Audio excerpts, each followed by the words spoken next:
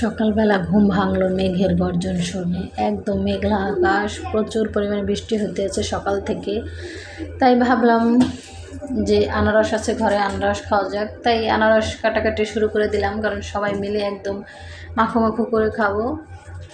ছোটোবেলায় যখন মা আনারস খাইতে দিত তখন বলতো যে আনারস খাওয়া ভালো, আনারস খাও, আনারস খেলে পেট ক্লিয়ার হয়ে যাবে, পেটের ভিতরে কোনো কৃমি থাকবে না, সকালবেলা খালি পেটে আনারস খাওয়া অনেক ভালো। তাই মনে করলাম যে সকাল সকালে তাহলে আনারসটা খেয়ে ফেলি, এবং আনারসটা একটু অন্যভাবে খাবো, একটু বানাইয়ে খাবো মাখো মাখো করে। আনারসটা কেটে নিতেছি আমি সুন্দর ছোট ছোট ছোট ছোট সাইজ করে। তবে শুনেছি যে মেয়ে দেখতে গেলে নাকি আনারস কাটতে দেয়, তো আমি জানি না, ওটা আমার বেলায় হয়নি।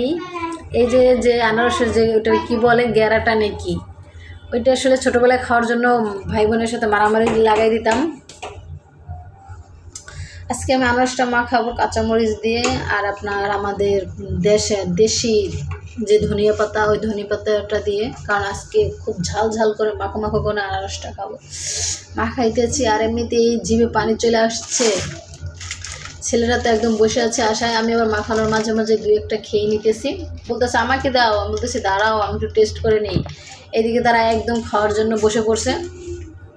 এক একজন দেখেন একদম খাইতে আছে কেমনে, কি বলবো, আমি তো ক্যামেরাম্যান, ক্যামেরা ধরে বসে আছি, আমি তো খাইতেও পারতেছি না। আমি শুধু ওদের খাওয়াগুলো দেখতেছি, যারা আসলে কেমনে খাইতেছে, এদের খাইতে খাইতে পেট মোড়াই যাইতেছে।